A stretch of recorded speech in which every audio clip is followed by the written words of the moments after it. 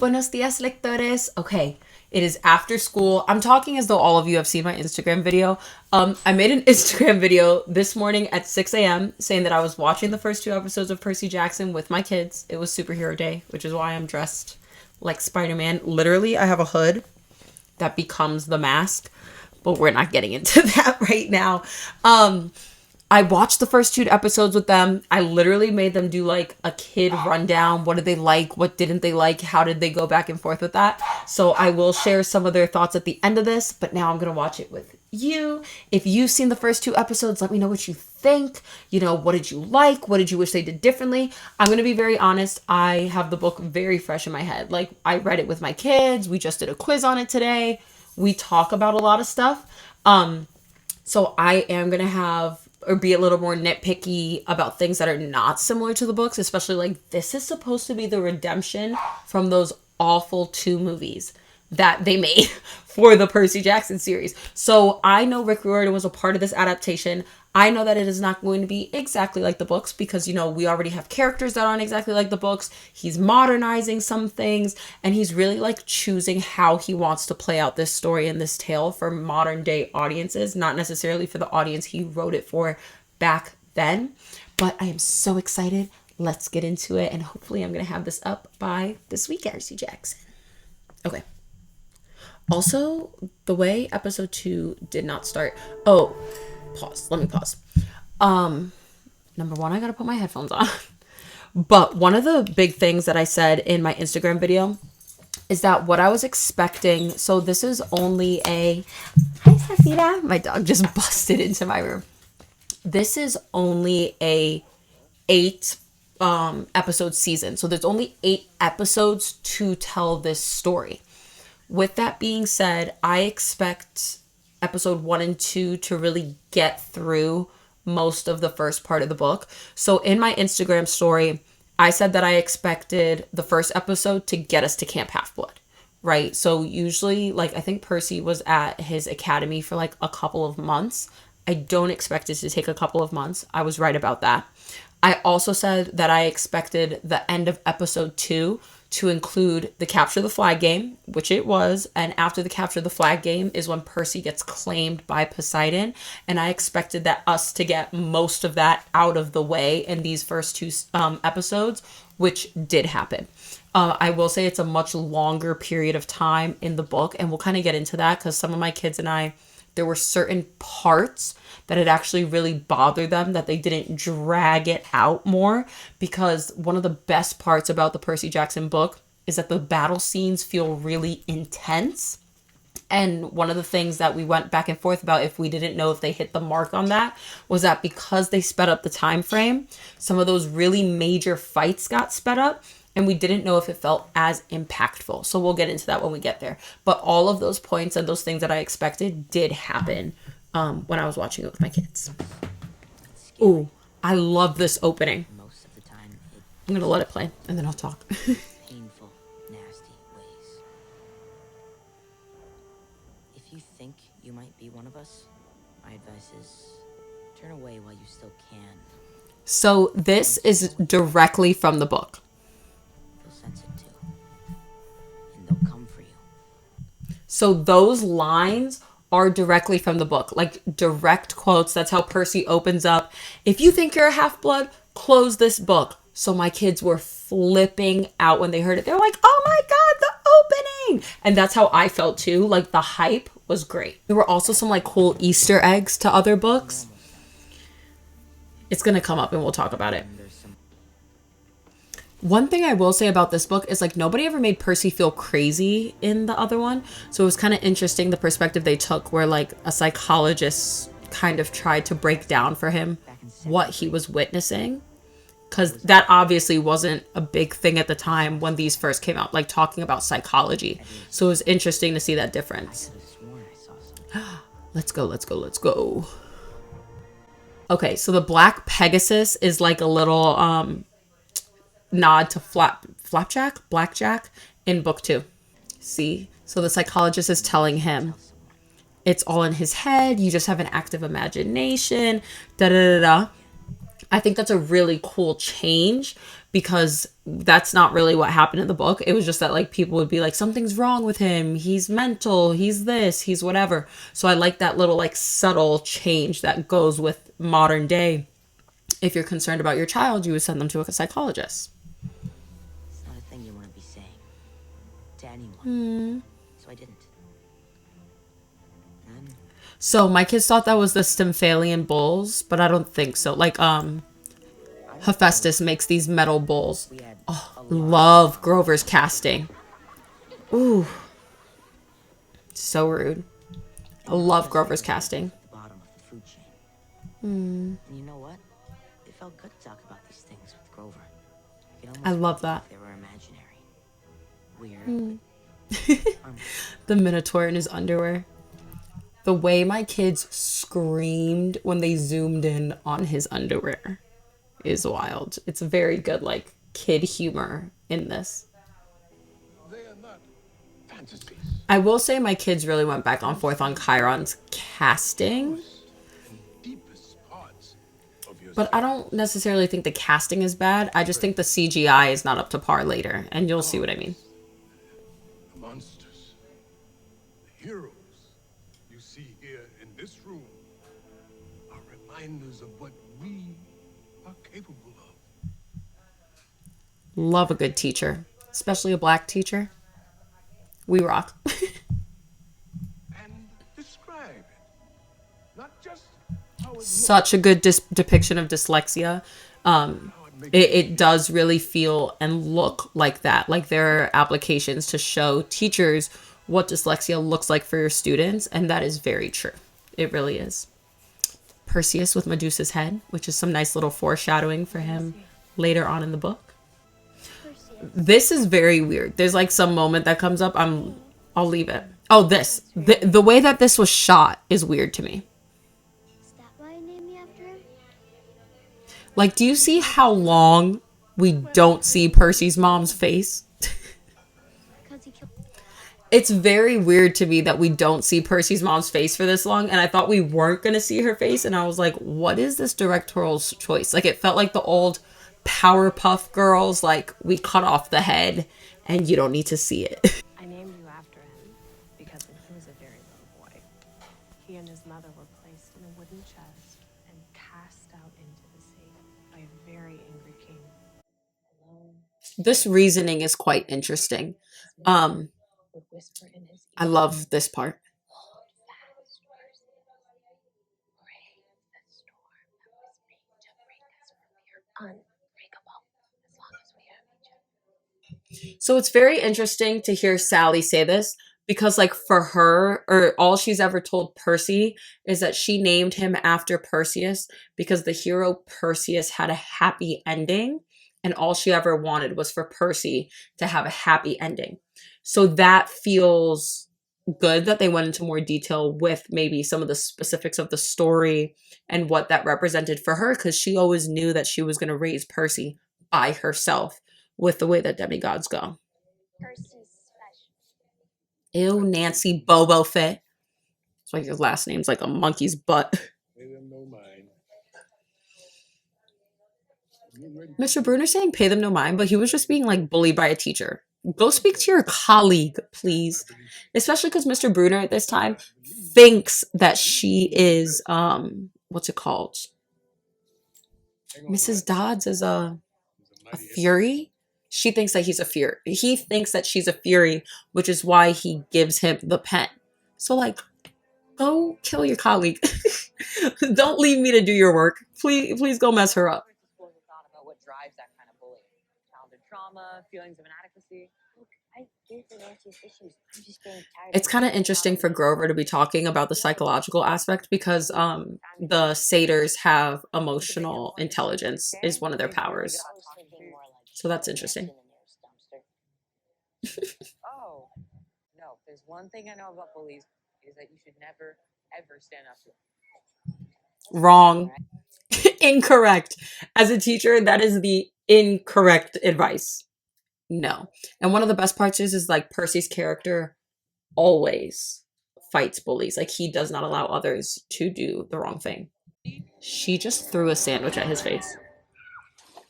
See, I don't love how that CGI looked. It doesn't look like it wrapped around her and brought her in the way, like, they said in the book it was a giant tidal wave. This part I have a problem with. Okay, we'll get into it. I'll pause it after. Mrs. Dodds?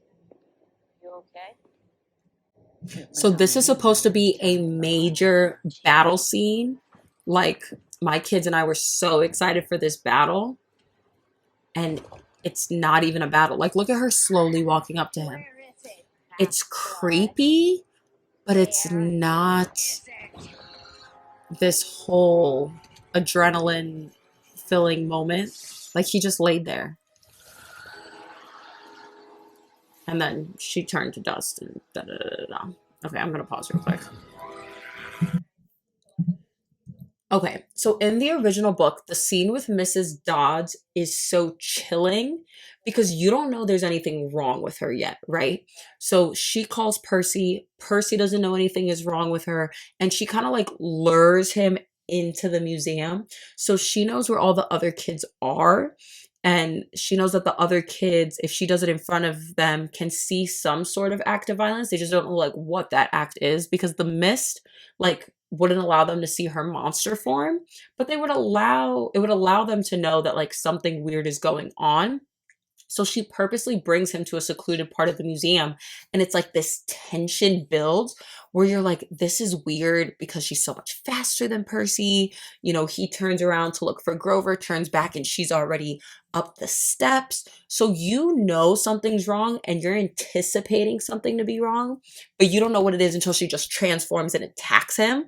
And Percy has like a couple of counter moves before he stabs her. So it's like this whole first being of, oh my gosh, he survived because of his ADHD. Oh my gosh, he survived because he's special. Oh my gosh, da da da.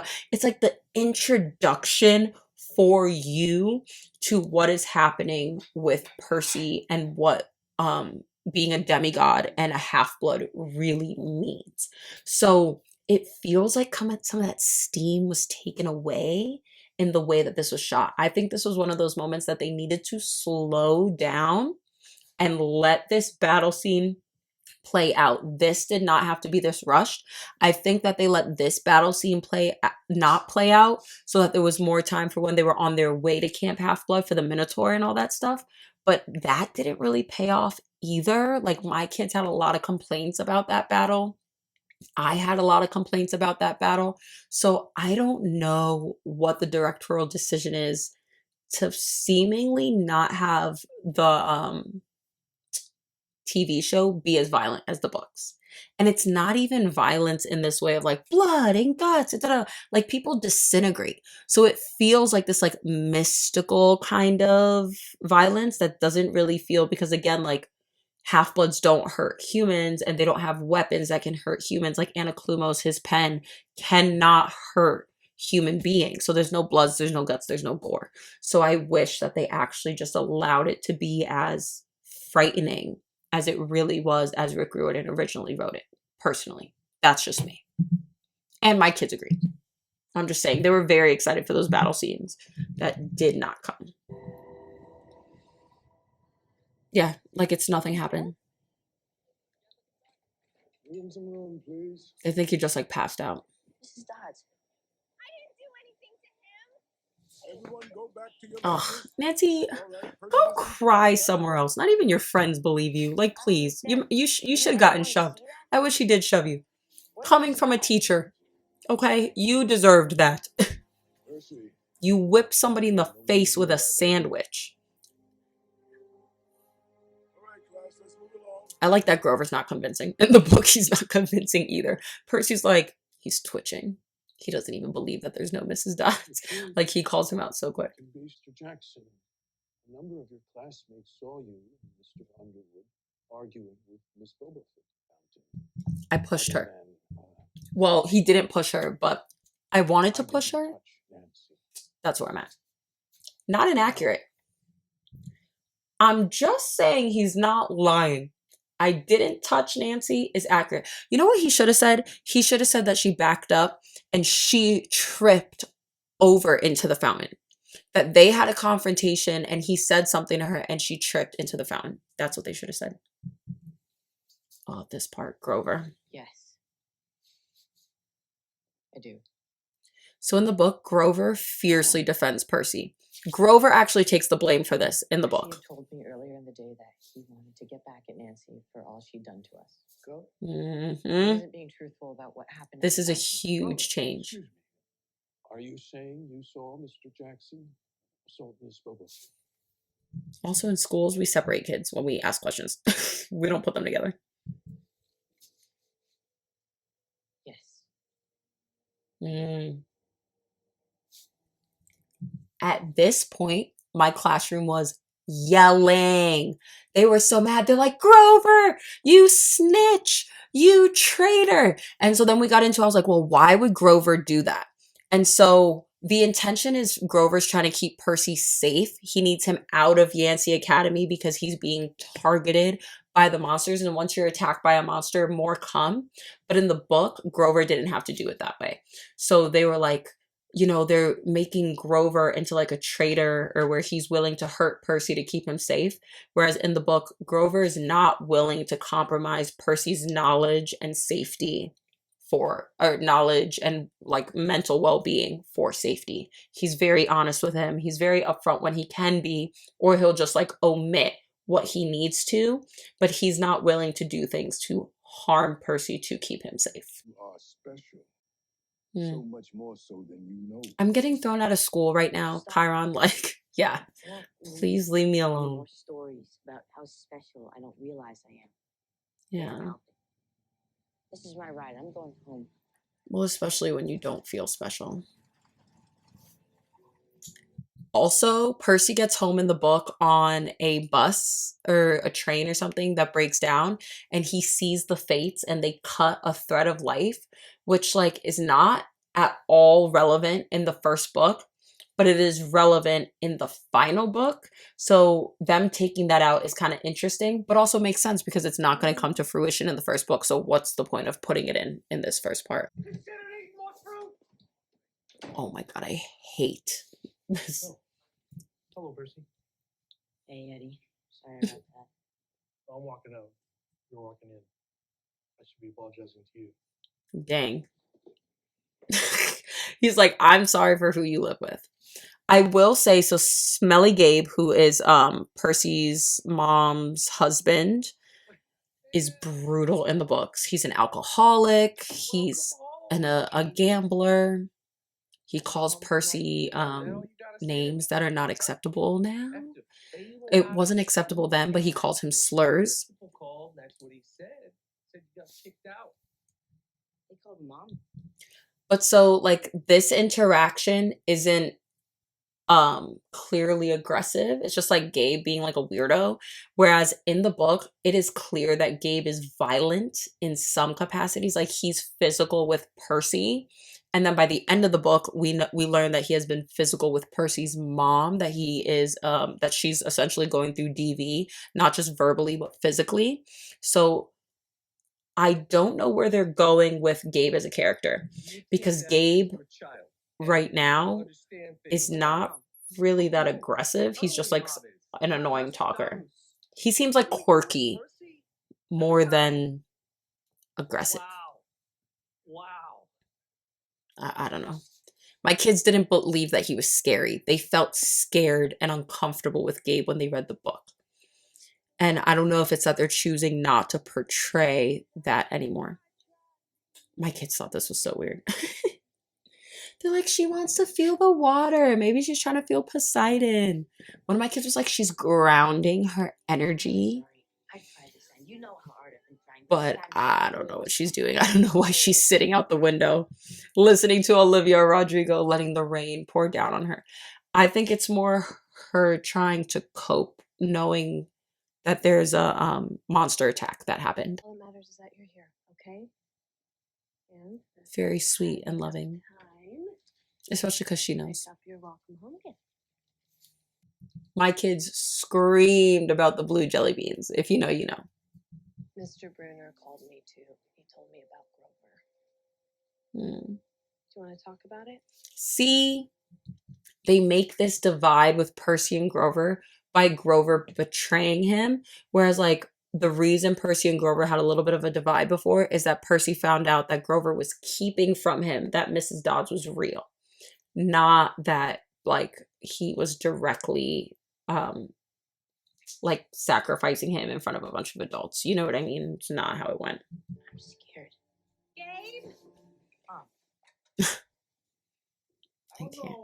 How anyone expects me to get any work done? Percy and I are. See, he's just a weirdo. I'll have the car back by Sunday morning. Whoa. Since when are you going to Montauk? I called to reserve the place as soon as I got off the phone with Yancy. Who's Yancy? The school that your stepson goes to. Okay. Loser. Why exactly am I okay with this? Because Like, on Gabe my doesn't way look home like Sunday, smelly I'll stop Gabe. at D'Angelo's and pick up sandwiches in time for tip off. But if you make this miserable, I'm gonna go anyway, and then I'm gonna eat my sandwich and yours while I listen to the game on the See, radio. Percy's mom. So do I. Make sure they put Percy's mom would never talk back to Gabe in the book. She would literally like hide and cower and be like, oh, I left food in the fridge for you, so we'll be gone for this amount of time. Can we please? Like, she had to beg him for things. She was not this bold with it. I do like that change in the idea that like Sally's not scared, you know, but it's very hard. I don't know. I don't know where they're going with this storyline with Gabe and Sally. Because we're supposed to not like Gabe so much that like when Sally kills Gabe at one point, we're fine. I don't know if I'd be fine with her messing up smelly Gabe the way he is right now.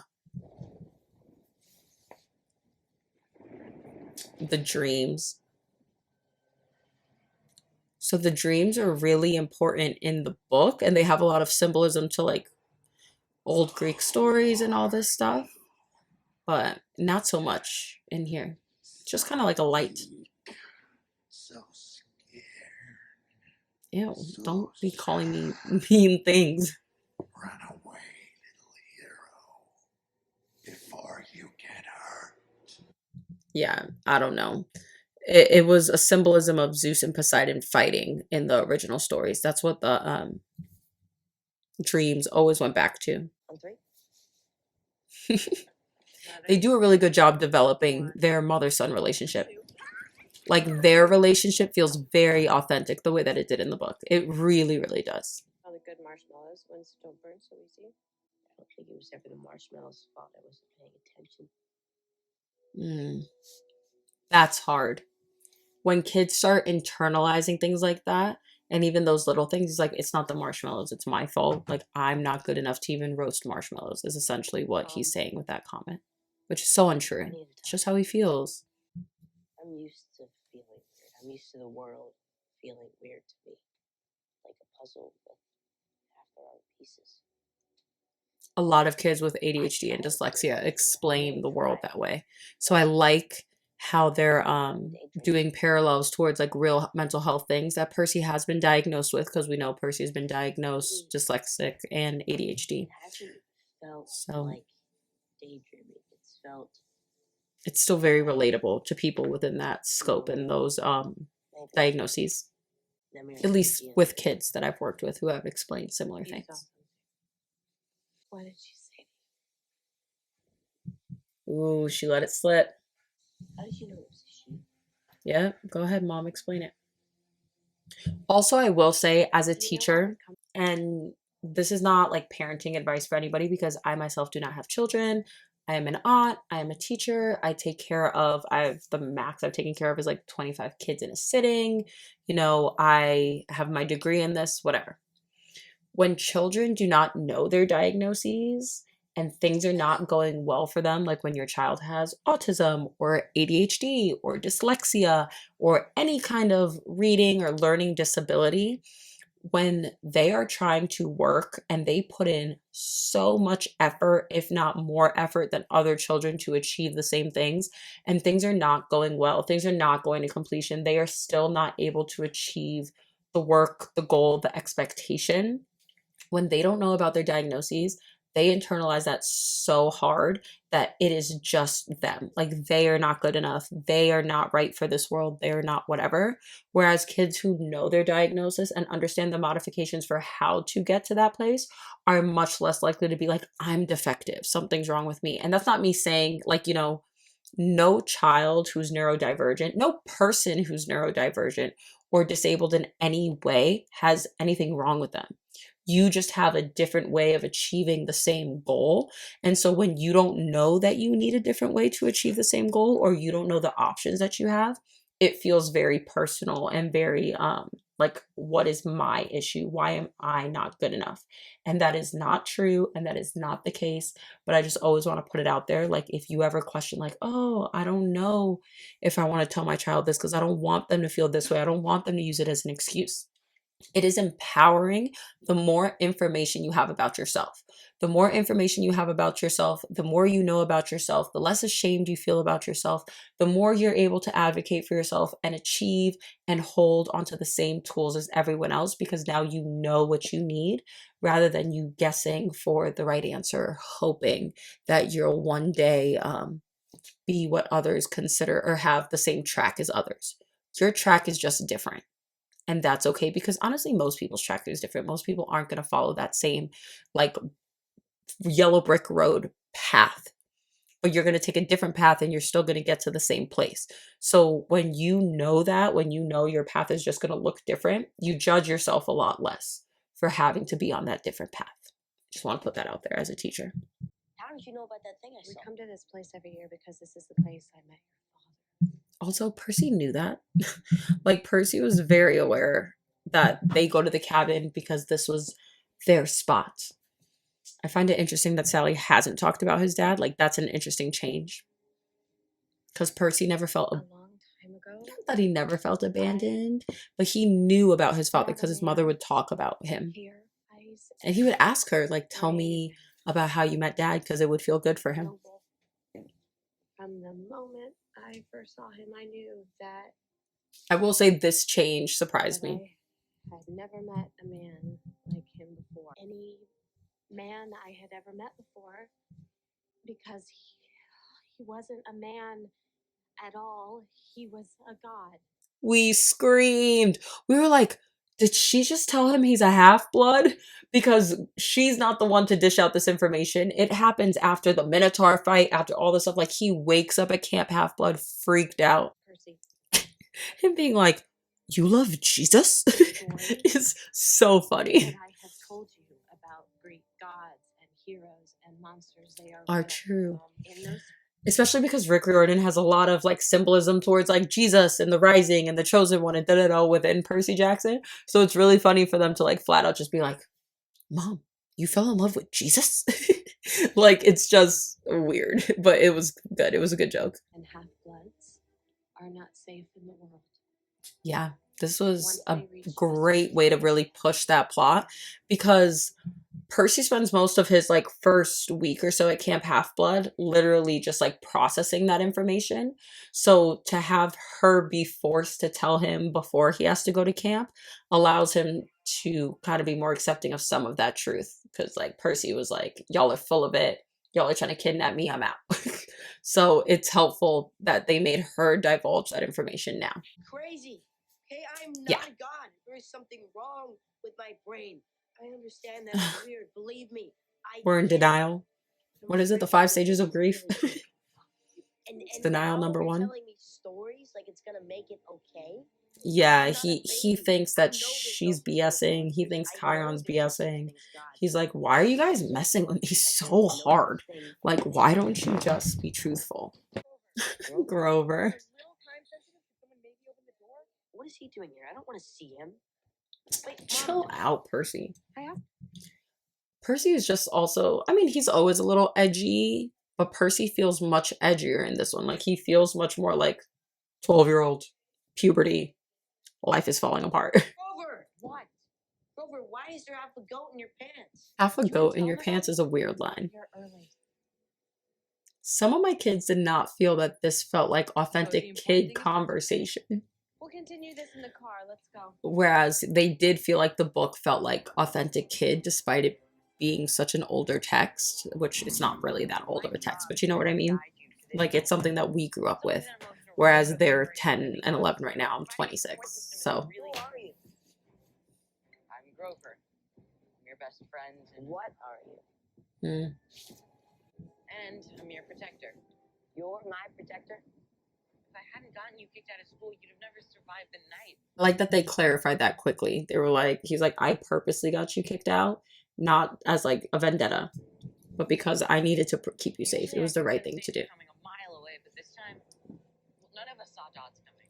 No, I don't like that. Grover saw it in the book. He couldn't figure out exactly what Dodds was, but he knew she was a monster and was constantly scared of her in the book and tried to actually stop Percy from being alone with her. Which also explains why Chiron gave Percy Anaclumos, because he gave him Anaclumos to protect himself from Dodds. So them saying that like nobody saw it actually invalidates like why would Chiron give Anaclumos, especially because Anaclumos vibrates and sets off when monsters are coming. So that's a little bit of a gap. That doesn't really play out for me, honestly.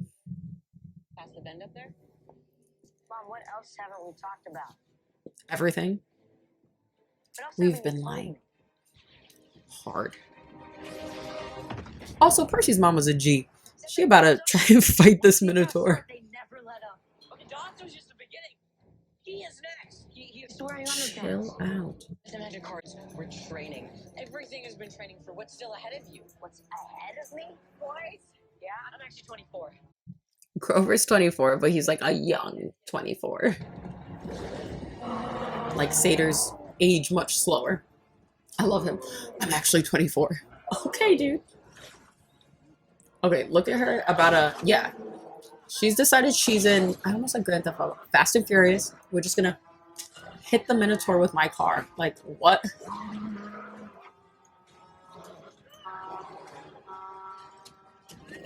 My kids also thought Percy's mom was like 12. Okay, this is the part I don't like. So in the original book, this is like a very tense scene. Like Percy's running with his mom, Grover's passed out, they're dragging him to the camp border. His mom's like, split up, do this, da da da. It is a very like intense, oh my god, are they gonna make it? Are they gonna make it? Are they gonna make it? And then like the last second, Sally doesn't make it, but like Grover and Percy make it, and then Percy comes back. Like there's a lot of tension to it, and I gotta say that the movie actually portrayed this way better than this. They spend so much time standing around and talking. Like, watch. Everyone okay? No, we're not okay, Mom. We are messed up. So, like, Grover's hurt, but he's not passed out in this. You know, literally, like, Sally and Percy were dragging Grover. Talia's tree looks like a twig. Safe on the other side. I'm just saying. I don't know what that tiny tree is. Do you see how they're just standing and talking, though? We're just standing. Trusting you We're to standing. protect my son. Sweetheart, please get him over the border. We're still standing. Totally safe. I can't swear it. I should put a timer for how long they're standing here talking. We're still going. Still happening. Looks at him the wrong way. Do you understand? I swear.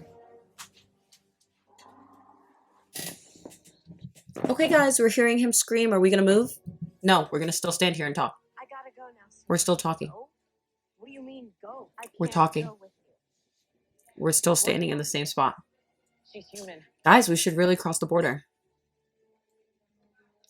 No, Grover, please grab him by the neck and bring him over the border. Brave now. We're still talking. Remember what I taught Sally you could have gotten away at this before I point. told you to Like, they could have crossed over the border, and Sally could have gone and hidden in the woods because the Minotaur wasn't hunting her, it was hunting Percy. You We're still standing. are not broken.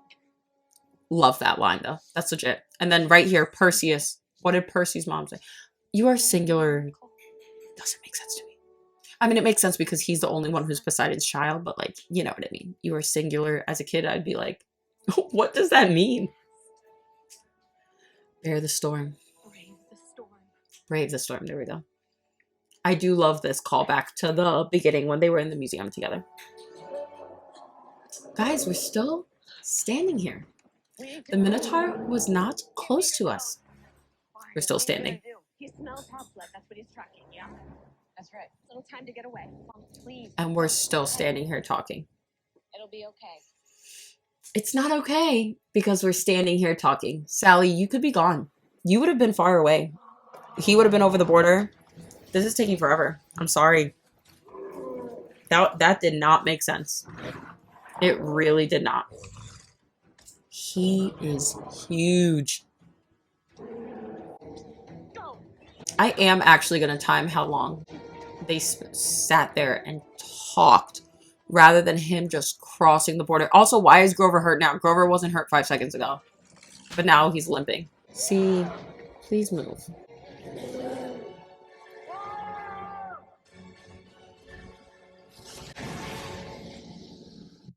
Okay. Percy's mom is not supposed to disintegrate like a monster. She's supposed to go like a glow of light. And so they think it's weird because they're like, I thought when people died, you just like break your neck, you this, or you whatever. But it shows that she has been taken and not murdered, which is why she's distinctly different from a monster. Because like even though monsters regenerate, humans and souls cannot. So her soul was taken, which is why she becomes an orb of light. So them making that change, my kids were mad. They made me go back and replay it. They didn't believe it. They were very upset. She is distinctly different. She is distinctly good. So she changes differently. Whereas my kids were like, are they making Percy's mom a monster? Like, what is that? They did not like that change. And I have to agree. It's changes the lore of it. But it also does add to her point that the people that you expect are not monsters. Like, just because someone looks like a monster and acts like a monster and appears to be a monster does not mean that they are. So I don't know if they're trying to add a gray area, but it really didn't work for me. Gotta be honest. Oh, oh my gosh, dude. Get away from me, weirdo. He got stuck in his underpants. Oh, him hitting that tree. Ooh, I remember he said when he hit the tree, Percy felt like his teeth were rattling in his mouth. That description gets me every time. It makes my face hurt. Okay, we killed the Minotaur. In a very, very dark scene. I just gotta say, we could have had some better lighting. Hush, Annabeth. Welcome to camp, Percy Jackson. We've Sir? been expecting you. I just almost got murdered. Please get me out of here. Okay, so that's the end of episode 1. I will say my kids felt a lot of time was wasted in episode 1 in the wrong spaces. Mrs. Dodds could have been dragged out and the Minotaur fight should have been more intense, but they loved how the family relations played out, how like the subtle changes weren't bad. Smelly Gabe just didn't feel scary to them, which they're hoping like that means that he'll have a different story arc in the future. And I agree. Like I hope he doesn't have the same story arc as in the book because he just doesn't seem like the same characters in the book unless they're trying to show like a more subtle form of abuse where like you don't always see the extent of the abuse. But right now he's just like a dislikable stepdad. He doesn't feel like an abusive stepdad. So I find it interesting that they took out the depictions of like alcohol abuse, gambling abuse. You know, it's interesting how they kind of like played on that line. The end credit scenes, my kids also loved the end credit scenes. They thought they were so cool. We were pointing out which god was which. Like that's the Lotus Casino, that's Hephaestus, and when he messed with the amusement park, the Tunnel of Love, there's Poseidon. Like they got really into calling them out. So I actually think this was a really cool sequence.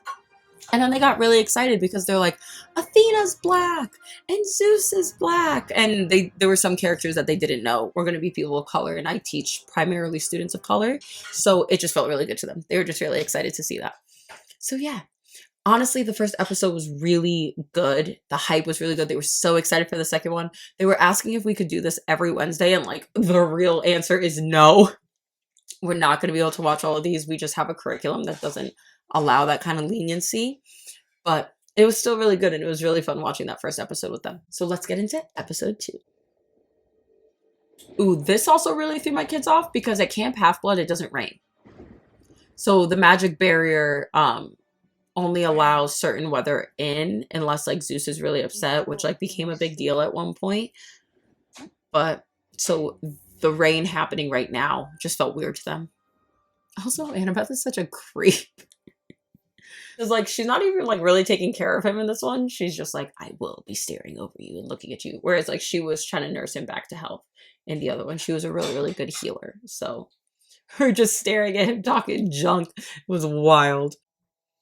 The proof that it happened.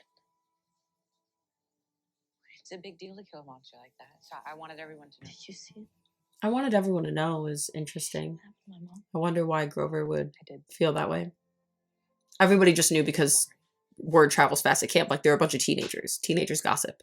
So I find it interesting that Grover purposely wanted people to know. My job was to protect you, to get you here safely. Maybe if I had told you the truth a little sooner. See that emotional intelligence? Stop. I know this isn't easy, but I want to talk about it. I don't. That's understandable. He just lost his mom. Okay, but like Percy being able to get up right now, Percy could not. Like, he had to have ambrosia and nectar to like heal himself, which it was a nice explanation of what that is, because ambrosia and nectar comes up a lot in the series. So I'm kind of wondering if they're excluding that or how they're going to bring that up later on, because it's an important healing quality for half-bloods and gods, but mainly for half-bloods. Ooh, beautiful. Honestly, the camp is beautiful. Like, I want to know if they did this as like a practical filming space or if this was all green screen. Some of it definitely looks like CGI, green screen, all of that, but it's really stunning, the buildings. They look really good. He should recognize that wheelchair. He recognized the wheelchair in the book, but I don't know if that was really a look of recognition in this one. Excuse me? I'm Dionysus is hilarious. Peter here? Peter Johnson is here. Okay. Listen. This is one character change that my kids and I actually really, really enjoyed. Whoever's in charge. Wait. The glasses. Mr. D, camp director. Grover's Mr. D, terrified, this is, and I love it. Percy Jackson. Yeah, Grover. I heard him the first time. Did you? So Dionysus doesn't feel as like aggressive in this one. He just feels like more of like a jokester, which feels more towards like how I would expect Dionysus to be in my head, because he is the like party god, the bacchanal, all of that is like surrounding him. So you would expect him to be like a little bit funny, a little bit like messing with the kids, whereas he is just straight up like, I hate you in the book. He doesn't feel I hate you in this, which it feels fun. It feels fun to watch him. You're somewhere. Percy, you're being ignorant. His dad is not there. I don't know how to act. Well, he's being ignorant because he doesn't know what's going on because nobody's explaining to him. But you know what I mean. Your dad is not there, dude. I think I really need that right now. I agree. That would be helpful after losing your mom. Too bad the gods aren't helpful. I think I can. Dionysus is such a jerk. Son. Dad? Yes. Ew. Percy. Exactly. It's Now, Percy. Before we get to know each other, there's something very important I want you to do for me. Okay? No. In the galley, there is a bottle of 1985 Chateau. He's such a jerk.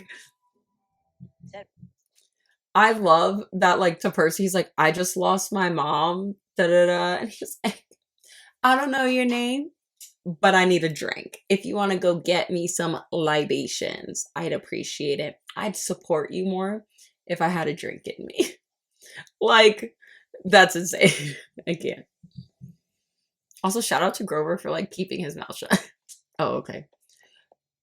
The top half of his body is not moving right. He needs more motion in there. The CGI is not working because it literally looks like they carted the top half of his body around and just let his feet do the rest. It doesn't work. Him walking is weird the whole time.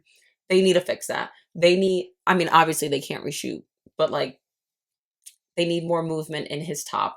They should have at least let him actually walk and then walk with like green screen pants and let him match up. No. Mr. D is not your father. Could be, yes. Are you?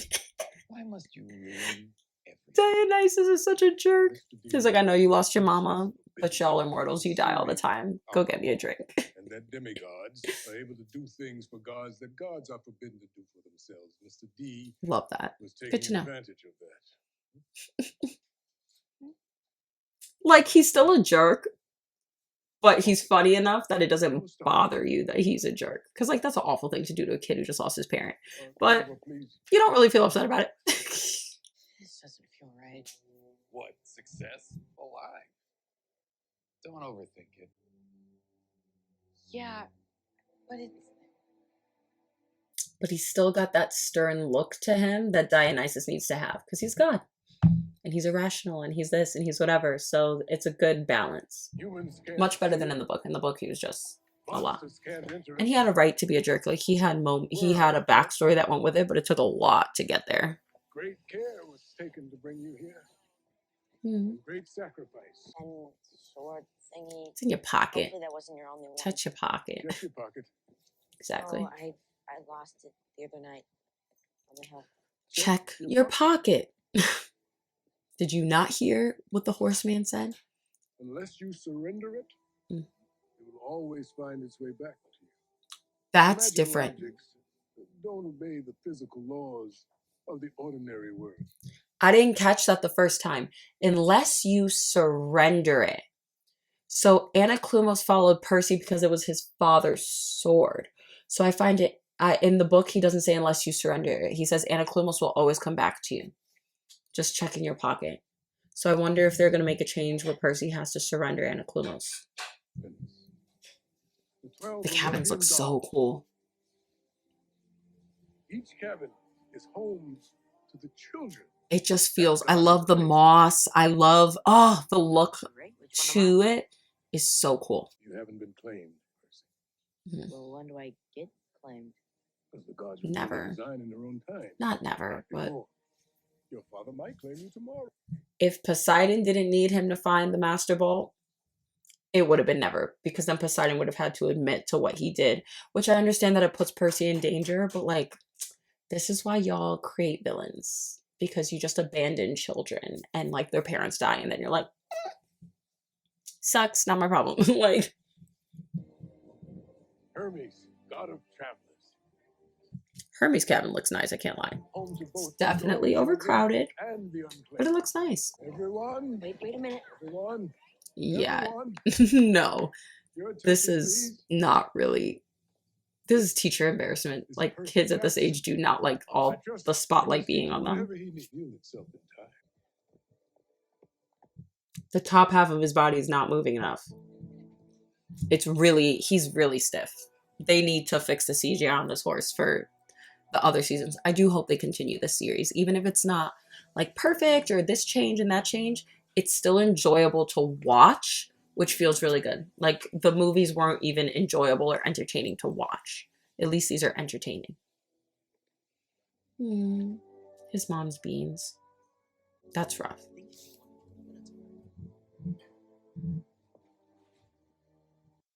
Luke looks like a male model. I can't do any more today. Heard what happened to you on the hill. I have to say I'm really sorry. I hate that Luke turns into who Luke turns into. So my kids were upset that Luke wasn't blonde, which is interesting because they are very hyped that like Annabeth's black and da-da-da-da. But something about Luke not being blonde threw them off a lot. But like Percy being blonde doesn't throw them off, which is like interesting to me. I don't know why. Maybe it's like they just had such a comforting image of Luke, and then when he turns, he turns. Whereas in this one, they were like, I don't know, his dark hair just makes him look like he would have turned anyway. And I'm like, okay, guys. The majority of us have dark hair in my classroom too. Like, we all have. Are any of us blonde in my classroom? No. So I don't know what they're talking about. Like, if they're all villains because they have dark hair. Who knows? 10-year-olds. We did not know who this was. I have no idea who this lady is. Yeah. She seems cool though. Too hard on yourself. I feel like her makeup was practical. All of this, I want to know how long it took for them to do her makeup. I don't think that was CGI. It doesn't look CGI. It moves very well with her face and with her structure. Which, I mean, I guess Hulk moves very well with Bruce Banner's, not Bruce Banner's, oh my gosh, Mark Ruffalo's face and structure, but I don't know. It just looks like a prosthetic. I also find it interesting that they changed like the guard of Cloven Elders. So like it's the satyrs who are kind of in charge, who are kind of understand nature, X, Y, and Z. Because Grover was punished for Percy's mom dying. Like not punished, but you know, demoted. So it's kind of interesting that he doesn't really have much of an arc with that in this. Sorry to interrupt. Is now an okay time to talk? Yes. Go ahead. Dionysus is funny. Sally Jackson. Mm, I think I know what really happened to her. yeah, I've never seen a minotaur crush a human to death, but I Grover. assume that they'd get really squishy. Or Yes, something, or that makes sense. Like I guess snap a brain, neck, maybe. blood. But she evaporated Yes. like a monster would. See, but it shouldn't have been So like a I monster. went to the Cloven Council and they had But actually yes. heard of this happening before. And that when a mortal is really close to death, Hades himself can actually reach out and Yes. I do like that Grover did the research for this to support Percy because he doesn't want Percy to feel pain about his mom. He wants to be able to fix it. He's gonna tell him. but doesn't he deserve to know the truth? Yes, he does, which is constantly Grover's perspective with Percy. Handled carefully. No, I don't want to lie. this to one him matters. Yes, Grover. I do like that arc with him. I like that where Grover's like, I already lied. I already did this stuff to protect him. It didn't make a difference. His mom died. So now I want to be honest. I like that. Too bad. I suggest you steer clear of him then, because you will say nothing to him about this. Do you understand? Dionysus still has that godly presence, that stern presence, but he's much more like fun and funny and you can stand behind him more in this one. And I like that. I like that you don't feel like, ugh, I hate when you're on screen. It just feels good. Oh, we're back.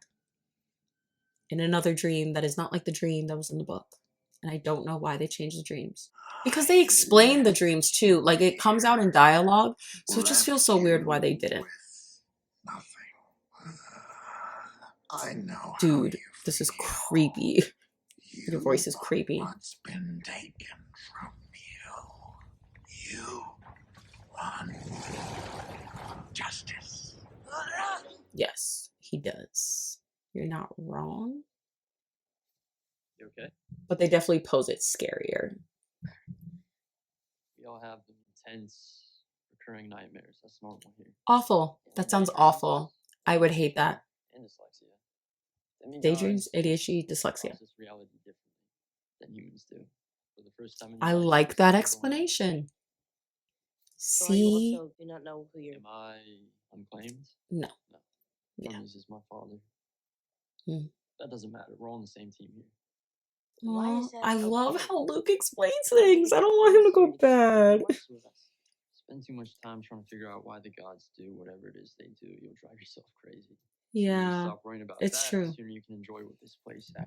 Which that's hard because they're your parent. And like, as someone who has had more complex relationships with my parents, like when someone doesn't get you who's like inherently supposed to, it's very difficult. And it's very difficult to let that go and not go back and back. So that's why even like Luke's story arc makes a lot of sense to me, because that level of trauma of not understanding why makes sense. But I like how he explained it to Percy. I like how he kind of pulled him together. First day. Come on. Wait, so this is the kid who killed the Minotaur. Is that right? Clarice is gorgeous in this. I know she's ugly in the book, but she's not beautiful in this. Wait, better be ready for it when it comes. She's clearly still a bully. She seems But- nice. Aries No. kids, they come by it honestly. Why don't they mess with you? They know better. Who's the strongest swordsman at camp? Because they can't beat him in a They battle. leave you That's why alone they for don't the mess with him. glory. So if I get glory, Clarice won't Glory. mess with me either. Exactly. She will mess with People you. think and my dad's got no choice but to claim me. No. You can't force the gods to do anything. You'll die. You'll live a normal mortal life and you'll die. He has no reason to pay attention to you. Give it 100 years. And it's like nothing happened. Feats of skill. So we gotta figure out what you're good at. I want to be Luke very training clear about montage. this. I've never done anything like this before, and looks super dangerous. Yeah, you never killed a minotaur before either. So you did. That is actually a very good point. He's like, you don't really know what you're good at. You didn't know you were going to be good at that. And you did it. And none of us have done it. So go for it. Good pep talk. Luke really is a good teacher. He teaches Percy a lot. And Percy gets... That was bad. That was not good. And Percy sucks at archery and the thing. So that was not it. But Luke's actually a very good teacher because he's kind and he's caring and he pushes you though. Like he does not allow you to be lesser than. Okay. It's not awful. That wasn't great. I also don't know if that's Beckendorf. I want to know if that's Beckendorf. If you know, you know. Maybe someone should ask him if he's missing a kid. Oh, easy. But she's a goddess. There is the god of disappointment. Disappointment is more like failure. We're gonna find the thing that you're good at. I love Luke. I really do. Return for what? So Burnt good. offerings. The gods like the smell, so it gets their attention before you say a prayer. You burn I'm what you eating listen my most, Mac. and they know you really mean what you're about to say, so they listen.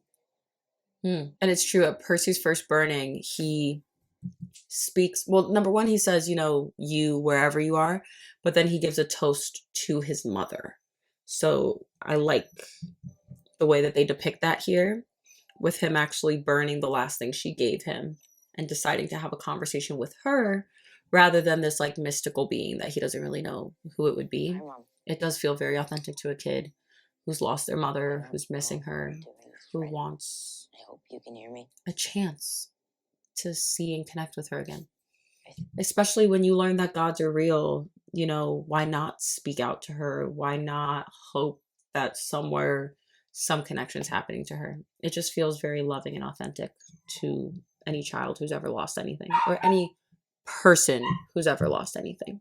I think I've made some friends here. She's like, I finally feel seen and understood and loved and appreciated, because you finally have people who are going through the same thing as you, because now you know you're going through it, so you can talk about it openly and other people can share that they're going through it too. This is why you let your kids know who they are and you're honest with who they are. He just didn't show. I mean, but that feels good. This conversation feels good. One thing, but he doesn't get to ignore you. Ooh, okay. I'm gonna make him see me. I'm gonna make him see us both.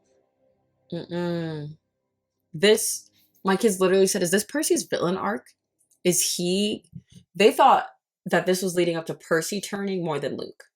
They were like, yo, that was really aggressive from Percy. And like, I like that they're showing it because Percy does feel these things when he's at Camp Half-Blood, but he doesn't express them out loud. But he does express like, you think you're gonna ignore my mother dying and not acknowledge it? That's not gonna happen. Can't sleep, huh? Dude, when they jump Percy, it's just messed up. Clarice, You're special. I know Aries doesn't think Clarice is special, but she needs to chill out. She's the head of her cabin, so she like is special to her siblings, but she's just out here like bullying people because she feels bad. Also, none of Aries' children look similar. I don't know if they're all supposed to be Aries kids, but they don't look similar.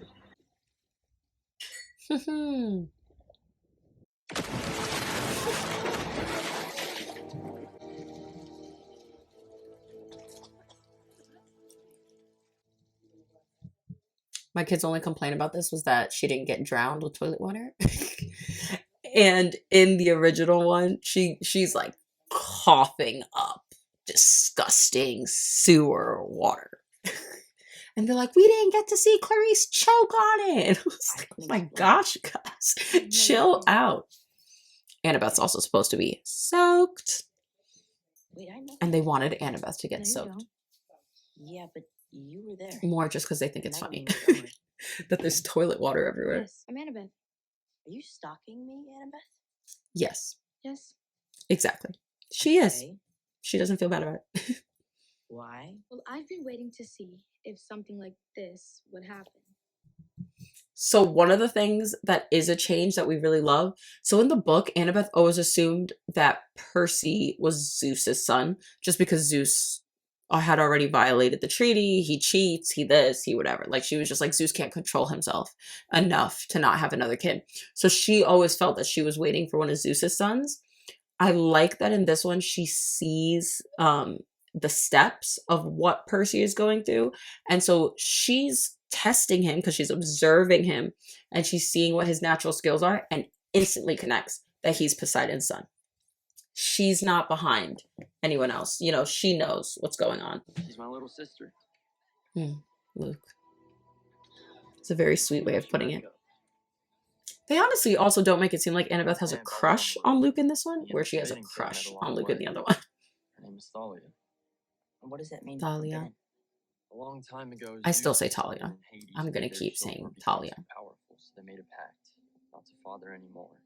And it held for a long time until Zeus broke that pact. Of course he Killed did. Thalia. Nobody felt surprised. Forbidden kid attracts trouble. Monsters everywhere. Just I like that they gave a constantly name to it, because there's not a name to it in the One book. They're day, not the forbidden this kids. little girl hiding in an alley. Annabeth. They were Annabeth. worried about taking her in, exposing her to all that danger. And we saw her fight. Yeah. She's the best. Thalia didn't make it. I also like that they got this out of the way earlier. We don't hear about it until Percy's already on the quest because Grover is so distraught about it. So I like that they pushed this out sooner. And now we know when certain things happen, you're gonna know what that backstory is. Chiron's been promising her for years. One day, a demigod would arrive who was fated to go on a quest that even Chiron couldn't prevent. He could join it. New arrival, Annabeth watches.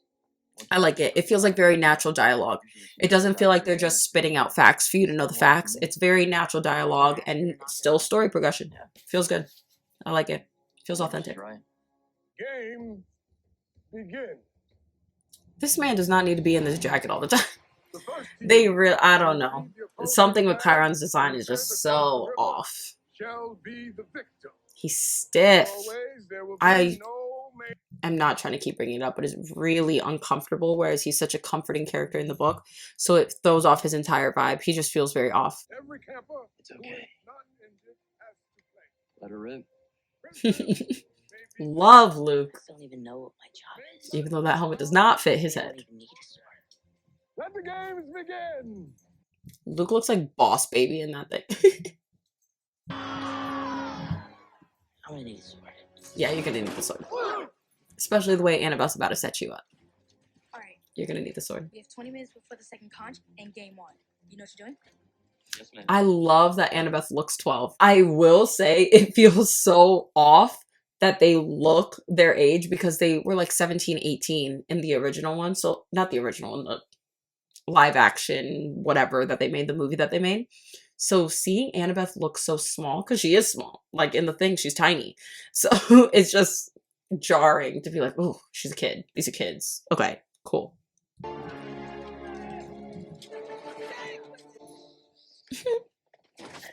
This, I was like, bro, look at your feet. Like, what are you looking at when you're, it's a big tree. Fine. Thanks. No, I'm gonna look at you cross-eyed. You just tripped over a tree. It's not a little branch. It's a tree in the middle of the path. Pick up your feet when you walk. She had a right to look at him like that. I know her, Athena's black. She has a black You're mama. better at this than me. She got a black mama. That's where she got that look from. I need this to go well today. I can't really get into it, but Annabeth does not I care. need my father to see it go well. Yeah, okay, she doesn't care. You're gonna expect me to know how to do something I don't know how to do, and I end up falling flat on my face. Like, I can't really have that right now. Okay, so what are you gonna do because you don't really know how to do anything? Like, what are you gonna do that's gonna be impressive if you don't know how to do anything? That was I caring. don't get where you fit into all this, do you? I will say Annabeth is very bold with him in the book. Wait, what? She's like, I'm out. Peace. Gifts from my mom. Don't worry. Bye. You'll do great. Do great. Do what? Great. I enjoy Annabeth being like, figure it out, chump. Mainly just so that she could sit in silence and watch him, which is, again, hilarious. She's such a stalker. Luke is brutal.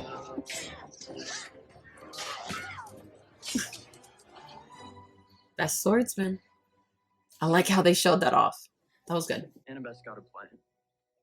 Percy's on it. When it's time, he's gonna be ready. Again, at least Percy in the book, like, tried something. My kids were screaming at this. Especially because Annabeth pops back up and they're like, oh, Annabeth was watching Percy pee! And I was like, guys, she probably didn't stand there and watch him for that. Like, it's okay, chill out. No, I want my dad to take me seriously, but let me take a nap in the middle of a warrior game. Like, Percy, grow up. Like, he's such a 12-year-old. Yeah, you don't even hear them ganging up on you, surrounding you right now. Flag's that way. It's not here. That was cowardly, Percy. Percy never would have given up the flag's location. Revenge is more fun. The girl who plays Clarice is spot on. She does such a good job with it. She's like, go ahead, get your shield. Still gonna kick your butt.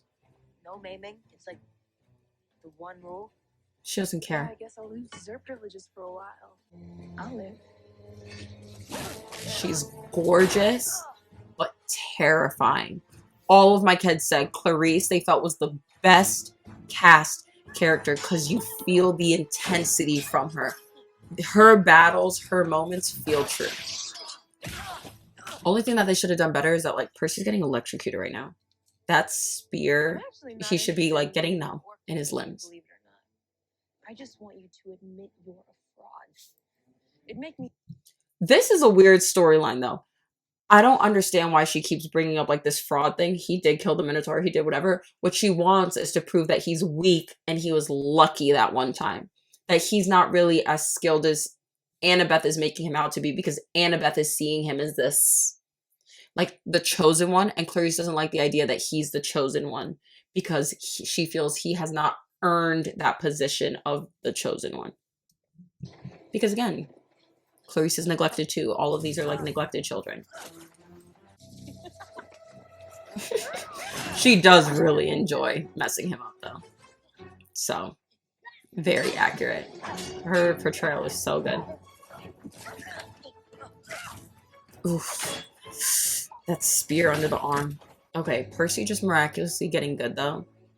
I want him to step in the water. I don't see, like, so my kids felt that at this moment, Percy's feet are in the water, which is when he gets better, when his feet are partially in the water because he's forced to take a step back.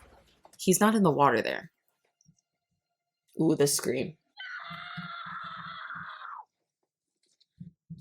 Yeah, like, Percy never stepped in the water and then magically got good, which is like the adrenaline, or I guess. I don't know. They should have let his feet touch the water for a moment. And then he got really good. The same way it was in the book. It wasn't like his whole body was in the water, but he took a step into it, got all this energy, and then defeated Clarice, which is what in turn allowed Poseidon to claim him.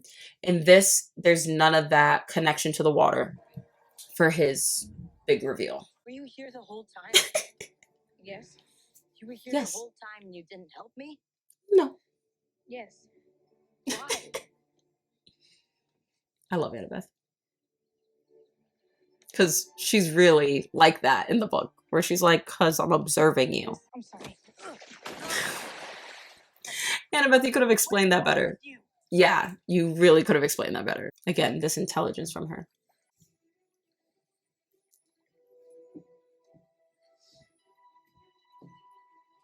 This is one change that my kids flipped out with too. This is when Percy gets claimed, but that is blue. That is blue. In the books, Zeus's color is blue and Poseidon's color is green. So my kids were like, they got it wrong. But like I've said before, if you're a kid and Poseidon is water, you would identify water with blue. I'm going to keep it green to keep it on track. Stormbringer. Percy Jackson. Son. This is a beautiful shot of this actor. Like a beautiful shot. A lot of the kids were disappointed that we didn't get to see the campers' reaction to this because it's like a big deal. He is a forbidden child. So there was a pretty huge reaction to the camp. And I think that would have been nice to help see the reflection of the relationships because this was the first time he felt connected. And then everybody disconnects from him because they don't know if he's going to be punished or anybody's going to be punished for being associated with Percy. So I think it would have been good for them to show some of that pull a little bit. What? Zeus is looking for a thief. Sees a forbidden child claimed by his jealous This brother. actually does make sense why Zeus would blame him. Even though Zeus is stupid. Like all the stories, everything, Zeus is so dumb. It's insane. By Zeus, that if he doesn't return the bolt by the summer solstice in 1 week. See, it also wasn't 1 week in the book. It was 10 days. So, which is important because they spend a lot of time in like the Lotus Casino.